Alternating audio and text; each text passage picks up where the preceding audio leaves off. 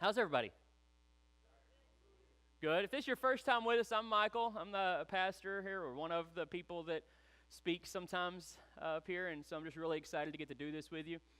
This week, we are going to be looking at the life of a guy named Peter, and we're going to see what we can learn from the life of Peter. Just real quick, if you don't know much about Peter, just let me say you can relate to him. All right? He messed up a lot. He didn't get it. Last week we were watching Joseph, or we were listening to Joseph, and if you read the story of Joseph, you're kind of like, did Joseph ever do anything wrong? It's like every corner Joseph made the right decision. He was always doing the right thing, and the wrong thing was happening to him. And that's like most of us just like, we feel like everybody's against us and they're all out to get us, but it's usually because we do stupid stuff and we deserve what we get. That wasn't Joseph. Joseph was just a good guy who was in the wrong place and had the wrong brothers. Anybody got the wrong brothers? Sometimes you're like, yeah, I got that. All right, be careful if they're looking. So we're going to learn some stuff from Peter this week. Let me ask you this before we get started. How many of you feel like life is taking a little longer to work out than you thought it was going to? Anybody? Anybody? Life is taking a little longer to work out. Anybody trying to get out of debt and it's taking a little longer than you thought it was going to? Yeah? Right? It's because you can't quit spending money. All right? I mean, just speaking personally here. Any of you trying to get in shape, it's taking longer than you want it, right? I've been working on my shape since birth. I feel like I'm doing pretty good. We want our marriage to be strong. We want our kids to be right, but all of it is just taking longer than we thought it was going to take. And I kind of want to speak to you this morning about this concept that it's not over yet. So don't give up. Don't stop moving forward because it's not over yet. And God isn't necessarily in a hurry. In our reading over the next couple of weeks, we're going to be going through the book of Exodus as well as we finish up Matthew and go into Mark. The book of Exodus is a book about deliverance. But God wasn't in a hurry to deliver his people. He didn't do it quickly. If you remember the story of Joseph, Joseph was a young boy and he had a dream that he was going to raise up and be a great leader, but it was over 20 years before that came to pass. Abraham was told that he was going to have a son. It was decades before that came to pass. And some of us, we're waiting and it's been like a month and we're like, come on, God, where are you? Well, it's not. He's right there, but he might be moving slower than you.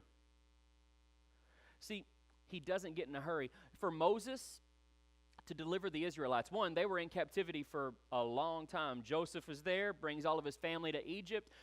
Joseph dies. New Pharaoh comes into place. New Pharaoh gets scared because Israel is growing. I mean, that whole be fruitful and multiply was happening. I mean, Israel was getting busy, okay? And they were having kids and kids and kids. And if you read that story in the beginning of Exodus, it's awesome because the Pharaoh's all like, hey, we're going to go and like make it harder on them and we're going to punish them and stuff. And then they just started having more babies. Pharaoh was just like, dang, that didn't work. Any of you ever do anything and it didn't work? Like you had the wrong idea because you got the opposite result you were hoping for? That's not my workout life.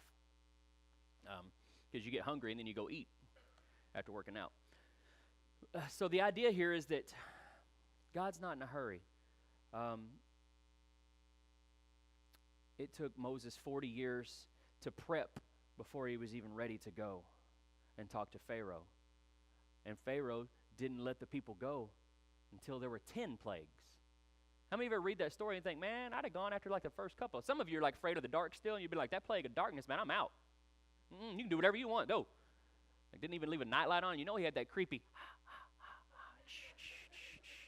he'd have been playing some creepy music because, sometimes God has a sense of humor way better than ours. And so we're reading those stories right now. Hopefully you're reading the Bible with us. And we're reading through Matthew also. And this past week, we got introduced a little bit more to the life of Peter in Matthew.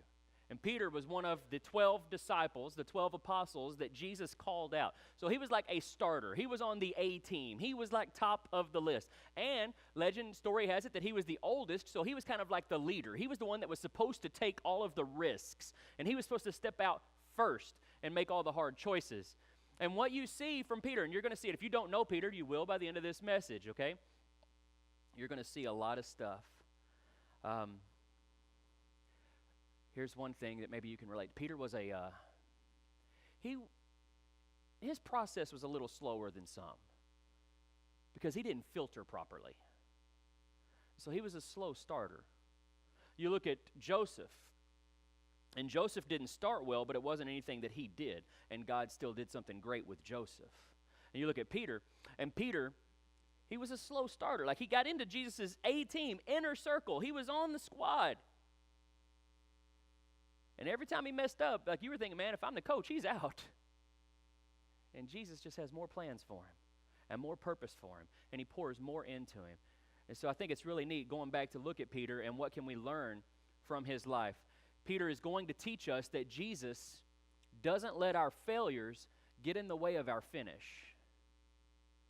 I want you to hear that this morning.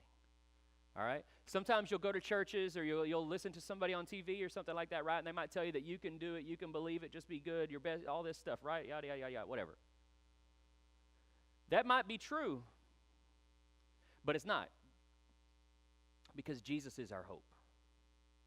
And see, because of Jesus and the work of Jesus for us, our failures don't finish us. Does that make sense, guys? Man, for those of you who are walking in Christ and your life has been just like a series of failures, but you're still going, then you understand and you're kind of like, yeah, I can relate, man. This is good stuff. Somebody needs to hear this. And then some of you, you haven't like taken that first step yet into the faith to follow Jesus. You're kind of just like on the outskirts. Some of you are like, I wonder, I'm kind of interested. I'm not real sure.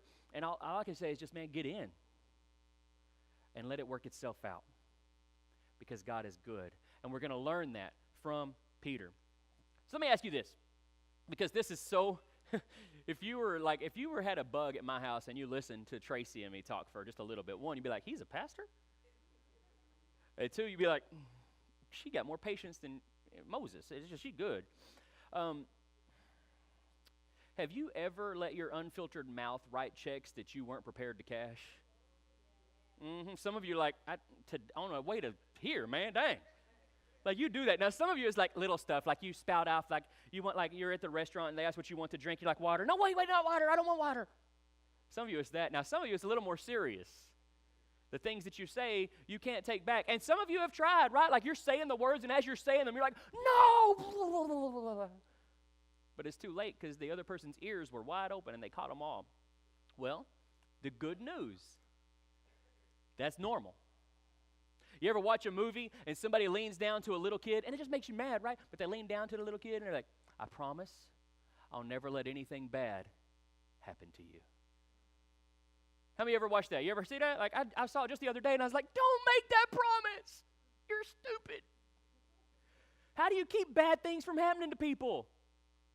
You can't. But we want to make those types of promises. Why? Because we want to seem big, and we want people to hope in us. We want them to believe in us. We want to be more than we actually are, so we say that we'll do more than we could actually do. We let our unfiltered mouth get us in trouble. And Peter, he has unfiltered actions, and some of you don't start judging Peter yet, all right? Because we have some unfiltered actions. Me, I went in back there a minute ago to get some water. We were out of water. I went to the pantry room area to get a bottle of water. We were out of bottle of water. So I unfiltered. Got a Mountain Dew. Going to be real hype about the end of this. All right. So in Matthew 14, verse 28 and 29, Peter and the disciples are all off in a boat. And Jesus got done teaching a crowd, and then he said, hey, I want you guys to go on off in this boat, go to the other side. I'll meet you there in the morning or whatever. And so they're in the boat, and then Jesus comes to them. This had to be one of the coolest things to see. And so Jesus walking on the water. Some of you know the story. Jesus is walking on the water, and they're like, who is it? Is it a ghost? Who's there? Like that was normal. He's like, it's Jesus. Peter's like, Lord, if it's you, right here, Lord, if it's you, Peter answered him, command me to come to you on the water. They're like unfiltered thoughts, man. Did you not watch him healing all kinds of folks earlier? Like, you know he going to say, come on, big boy. Like, Jesus is ready for you to take some steps, take some challenges to face your fears. And so Peter's all in the boat, and he probably got the other dudes in the back of the boat, and he wants to look like the cool big bad one, because the other guys are just like, man, that's awesome. One guy was trying to get his phone, he can video it and stuff, and Peter's just like, Jesus? I'll do it. And so Jesus doesn't hesitate. He's like, come. And climbing out of the boat, Peter started walking on the water and came toward Jesus. And you know the end of the story is Peter walked on the water for the next 40 days, lived a happy life, made millions of dollars, and he invented the internet. Right? That's what happened. No, what happened to Peter? It's just a couple of seconds, homeboy's on the water, and then he sees the waves, and he sees the storm on the outside, and then he takes his eyes off Jesus. That's how he saw all that other stuff. And poof, he's sinking. And he cries out to Jesus, Lord, anybody know the words? Save me. Lord, save me. And here's our problem, guys. Let's just get right in, okay? You ready?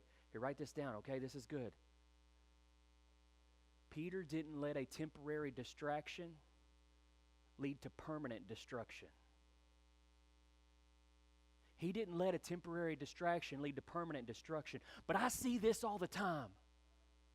Oh, it hurts me so bad. It makes me mad sometimes because people, man, even us as followers of Jesus, we let little things get in the way and they distract us from following Jesus, and then we never fix it.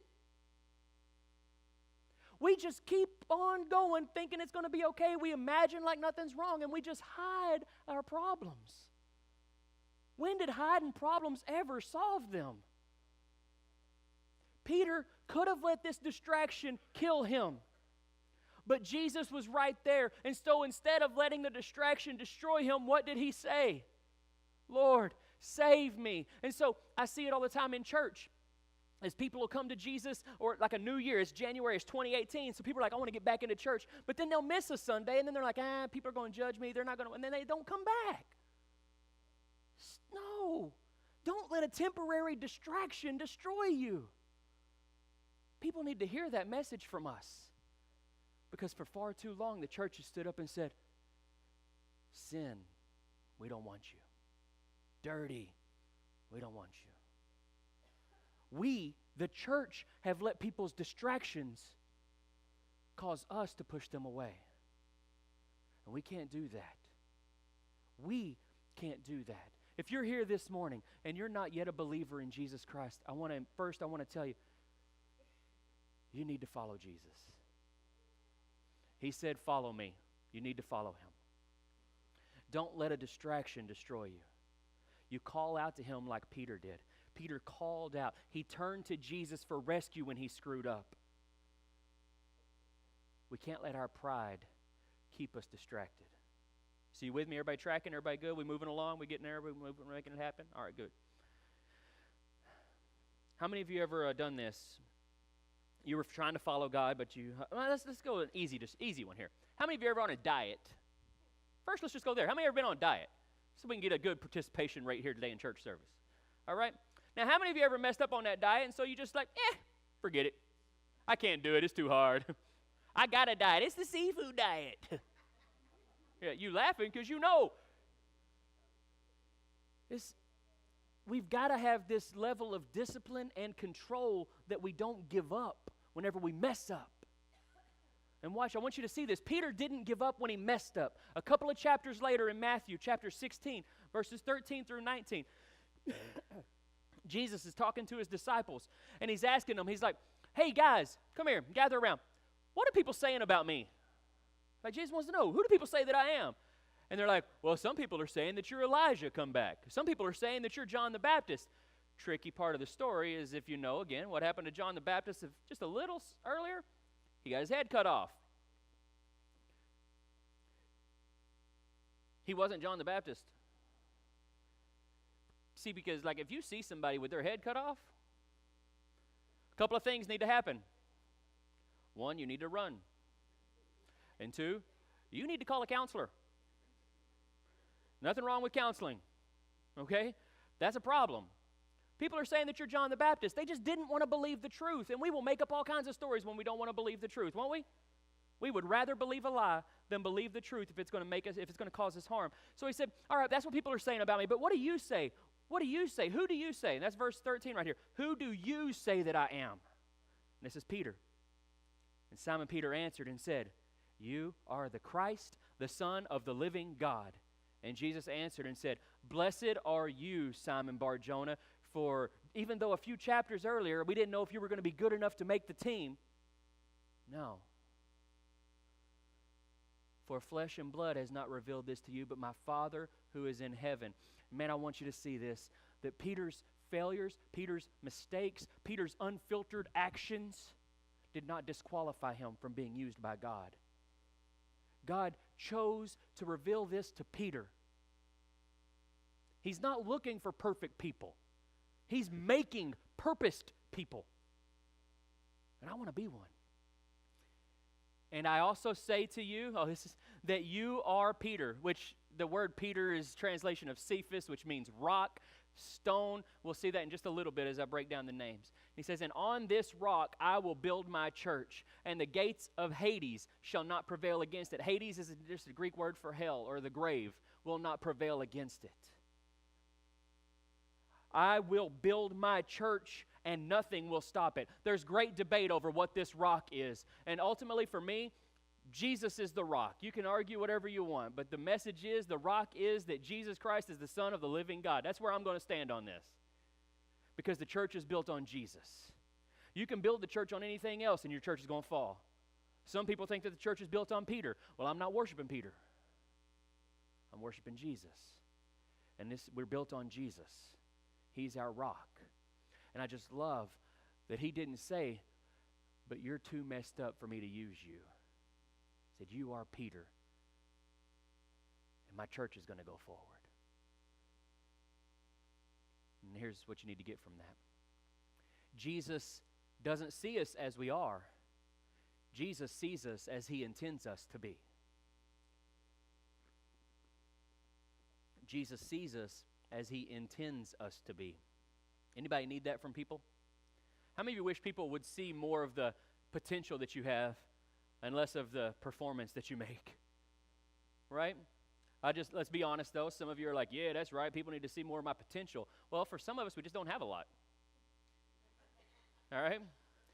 If we're to measure, listen, let's be honest, if we're to measure potential by performance, some of us are in trouble, right?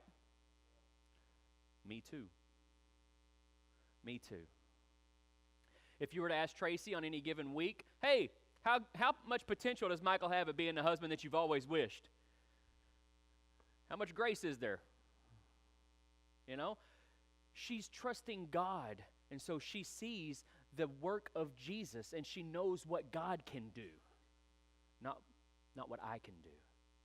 And so even my wife sees me as I am going to be. She's an amazing woman. How many of us do that with other people? Any of you ever get burned by somebody or get hurt by somebody, and so you say, nah, screw it. I don't care about them anymore. We don't see what God has intended for them. We don't see the person that God has intended them to be. We just see the thing that they did. That's not what Jesus did with Peter, and it's not what we can do. And watch, here's what the name thing, this is why it's so significant. In John chapter 1, verses 41 and 42, this is the calling, the first time Peter comes in. It says that Andrew was just called, and Andrew was Peter's brother. It says the first thing Andrew did right after Jesus called him was to find his brother Simon and tell him, we have found the Messiah. That is the Christ. And he brought him to Jesus. That's what we're supposed to be doing with some folks, right? Man, once you find Jesus, Jesus finds you. You're supposed to go and grab some folks and be like, holy cow, let me show you this guy. Let me show you this Jesus guy. The church needs to do a little more of that. He brought him to Jesus. Jesus looked at him and said, you are Simon, son of John, but you will be called Cephas, which is translated Peter. Just a couple of things you need to know about this. Ready? One, Simon, the translation of Simon means reed. Reed is a piece of grass. Grasses are easily swayed by the wind. They're blown back and forth. Cephas is translated what? Rock. Rock is stone. Rock is not moved. Grass is moved. Rock is not. So Jesus was taking someone who was going to be easily moved, and he was making him a stronger person. He was making him a more solid person. I think that's really, really good, because isn't that what Jesus is doing in us? Is Jesus changing anybody in this room? Boy, I hope so. Man, I hope so. But let's not, let me just say it. See, because all this happened before Peter made all these mistakes, right? It's like Jesus, like, you ever feel like maybe God made a mistake when he called you? Well, he didn't. And we can't let our quick decisions make it look like we don't know what we're doing. We can't let our quick decisions make it look like God doesn't know what he's doing. And see, I want you to just run through a list real quick. First, Peter jumps out the boat, then he sinks. Next, Peter rebukes Jesus. There's a passage in Scripture where Jesus is telling him he's going to die, and 3 days later he's going to be raised, and they're going to do all these things to his body. And Peter stands up. No, they will not. I got you. Like, Jesus couldn't have taken care of himself. Peter's like, I got your back, man. Nobody going to come hurt you. And Jesus looks at him and says, get behind me. Anybody know what he calls him? Satan. Not nice. Get behind me, Satan. Why? Because you don't know the things of God. Sometimes we come in and we're like, yeah, Jesus, I know that's what you want me to do, but listen, I got a better plan. I've been thinking about it. I've been praying about it, Jesus, and this is what you want me. What are we doing? What a messed up thought process that Peter was having, right? But man, we never do that, do we? Never. He rebukes Jesus, gets called Satan, and has to go on about his day. That'll mess you up. Peter, in Matthew 17, Peter is one of the three that gets to go up on the mountain and see Jesus transfigured. And some of you are like, transfigured? What is that? It's just Jesus goes up and a couple of the prophets come down in angelic, glorious form, right? And Jesus comes back and he's all glowing and everything. And Peter sees that and he sees all three of them, right? And he's like, boom. I think it's Elijah, Moses, and Jesus. They're all up there and they're like, oh, we need to build 3 altars. Let's build 3 tabernacles right now for you guys. And then they come down and Peter gets scared and falls on his face. He just making bad decision, like quick decision. He didn't think anything. Jesus gets arrested, right? And if you know this story, Jesus has been praying all night long. He's sweating blood and all this stuff. And then they come to arrest him. And here they are taking Jesus. And Peter unsheaths that sword. He grabs that sword and swings for a dude. I'm just going to say that he was really, really good at it and got him in the ear on purpose. Chopped the dude's ear off. Luckily, Jesus was there to be like, I got this. Put it back. See, Peter was constantly messing up. Just one time after the other. And then, this is right before the sword thing where he chops off Malchus's ear. What a name, Malchus. But anyway, Jesus is talking about what's going to be going on, about how people are going to deny him, people are going to betray him, and Peter stands up and he says, not me. I won't deny you. I will follow you wherever. I will go wherever. I will do whatever. I am your man, Jesus. Yeah. And then Jesus looks at him and he's like, boy, I wish that were true. You're going to deny me 3 times in the next 24 hours. Peter like, nah, you wrong. Not me, Jesus. That's that other Peter. And then, sure enough, read the story a little bit further. Peter denies Jesus 3 times, denies that he even knew him 3 times, once to a little girl, maybe twice to a little girl. It's just a little shady. But to these little people, he just couldn't do it. He couldn't follow. Now listen, you deny Jesus, you're done, right? You're out, right? There's no more for you, no hope for you. It's over for you. Unless you believe in Jesus. Because that's the story of Peter. Peter was an act first kind of guy, regret it later. Some of us, we need to look at our trends and our habits and see if we make good choices on the fly or if we regret those choices. And then we need to learn some stuff from Peter. We're going to just keep going here. Here's another thing we need to learn from Peter, is that living in our insecurities will leave us living in the past. Man, I'm not gonna ask you, but man, if I were to say, hey, who's insecure? Some of you would raise your hand. The rest would be like, I don't want people to know. I'm kind of not sure what they would think. Because we're insecure. We live in our insecurities instead of who Jesus is. And this is so true. We've got this, Jesus says this, he says, Simon, Simon, look out, Satan has asked to sift you like wheat, but I have prayed for you that your faith may not fall, and you, when you have turned back strengthen your brothers. I love this, that your faith will not fall. And when you have turned back, Jesus knows that he's going to mess up. He says, when you've come back, go to your brothers and strengthen them.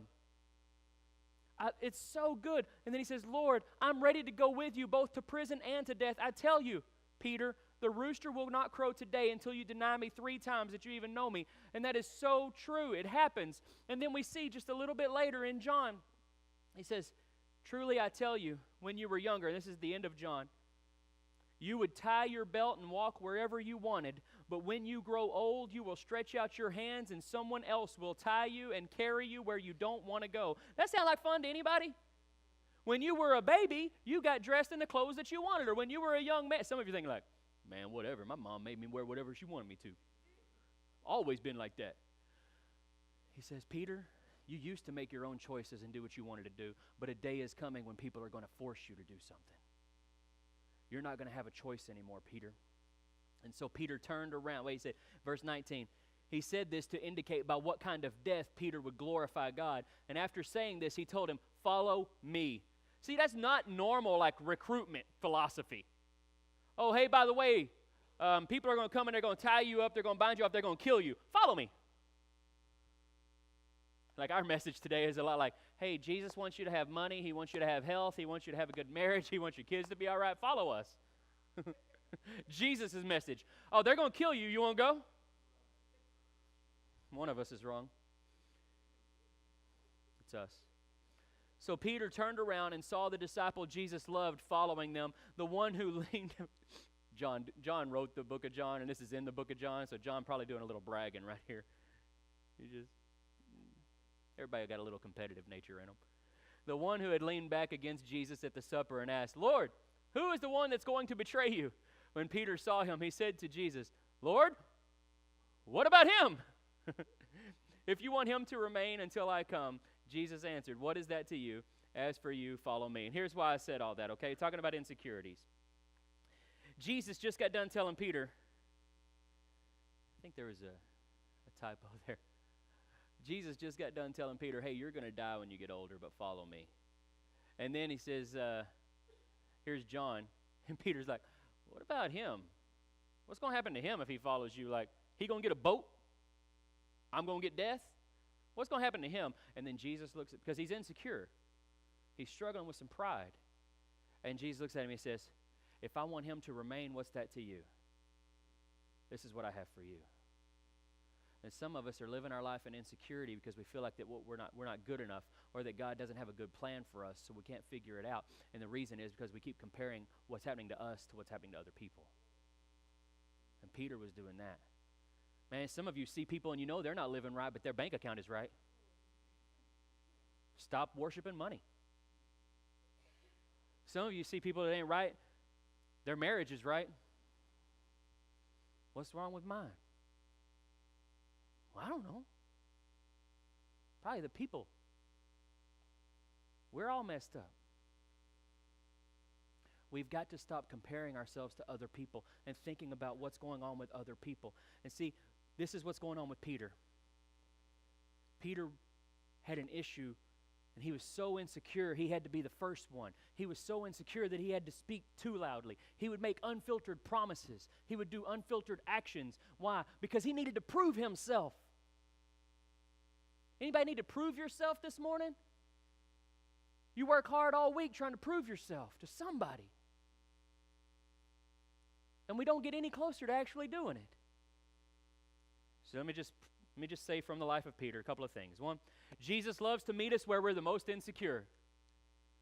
And I wish that it would be easy sometimes from that spot. But Jesus doesn't meet you where you're most insecure and say, all right, now here, listen, I got a couple of easy things for you, a couple of easy steps for you to follow. No, Jesus is going to meet you where you're most insecure, and then, doggone it, he's going to take you right through that insecurity.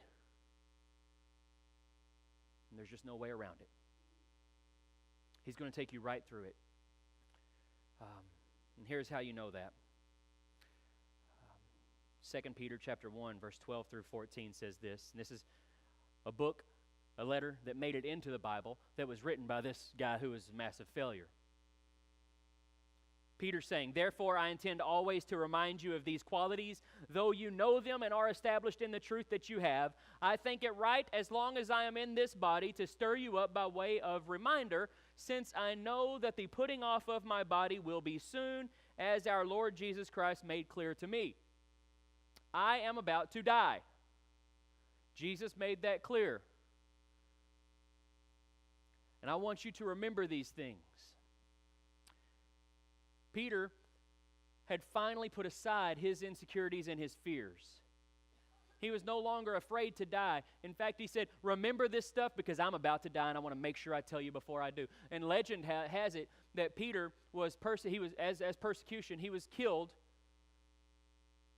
and he was crucified. But he knew that he wasn't even worthy to be crucified like Jesus, so that he asked them to crucify him upside down. Dude faced his fears. He was insecure. He faced his insecurities. And I want you to get this, that following Jesus is going to require us to face our greatest fears. And for some of you, that's nope, I am out. I will not face spiders. Will not do it.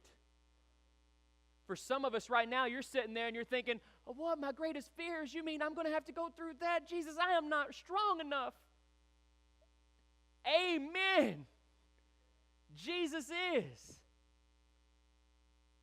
He is going to take us through our greatest fears. If you're going to follow Jesus, you have to face your fears and let Him address your insecurities. You have to. Peter was willing to die all of a sudden. Bartholomew, another one of the disciples that Jesus called, was filleted. Like they do to fish. Matthias and James were both beheaded. John was thrown off a building, didn't die, was exiled. That couldn't have been fun. Listen, just let people know if they ever come get me and throw me off a building, make sure it's high enough. Please. I just let it end me. And also give me a couple of weeks' notice so I can get a big life insurance policy for Tracy and the kids. Thomas, the doubter Thomas, the one who's like, "I'm not going to believe unless I can put my finger in his..." Man, he got that nickname, Doubting Thomas. That is not fair. Okay? Read the story. That's not fair. Dude was speared to death. How about that one? Let's start calling him that. Speared to death Thomas.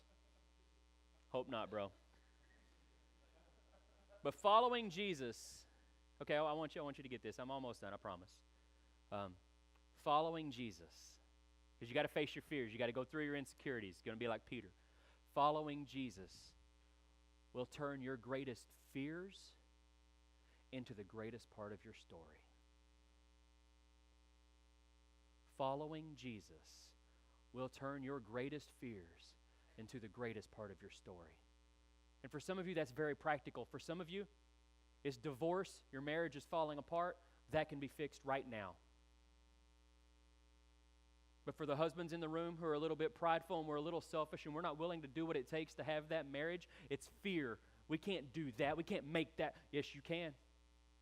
In Jesus, you can. For some of you got other relationship things going on and you just can't figure it out. You're scared to death because you don't want to face it. You don't want to deal with the conflict. You don't want to see that. Following Jesus takes you through that. Why? Because on the backside of that fear is a great story. And why does God write great stories with us anyway? So other people can see how good He is. So I'm going to challenge you this morning. What is it that God wants to write into your life so that other people will see how good He is? And there's a really good chance that the thing that scares you the most, that's where He wants you to go. That's what He wants you to do. There's a chance. I'm not saying it for sure because some of you are like, skydiving, that's my greatest fear. I'm not telling you to go. But we're afraid of a lot more than that, aren't we? We're afraid of rejection, so we don't talk to new people. We're afraid of just debt and bankruptcy and stuff like that, and so we're scared to death to face our fears financially and make good choices. All that's true. We're scared of what people might think if we actually start talking about Jesus. We're scared of all kinds of things. Here's what I want you to know. We're not slaves to fear. We are not slaves to fear. He has drowned our fear. He has thrown it away in love. So I just want to encourage you this morning. If you've been walking in fear, or you've been walking in insecurities, or you've been walking with an unfiltered mouth or unfiltered actions and they've gotten you in trouble, then to this morning, like right now, let's let this auditorium be a place of forgiveness. You guys good with that? Let's just let this be that type of place, and let's let the Spirit of God flow over us this morning and wash us in grace. And if you need that, feel free, man, make this your space up here and let somebody come pray with you. Maybe this morning you're wanting to be a believer. You've never been a believer, but the Spirit's like kind of being like, He's pulling on you. And you take that little red card out right there and you just fill it out and put, I want to be a believer. So we can pray for you and we can connect with you and we can help you know the next steps to take. Whatever that is, would you guys stand and let's just sing for a little bit. And let's give our fears up one more time. Let's just say, I'm not going to live in insecurities anymore. I'm going to live in freedom. I'm going to walk in power. I'm a child of God. And for some of us, that fear is strong, right? It's like we need prayer. We need people to help us. We need somebody to come alongside us, but I don't want to get out and do that. That's weird. Don't let fear stop you from making the choices you need to make. Walk by faith. Let's be children. Let's not be slaves of fear.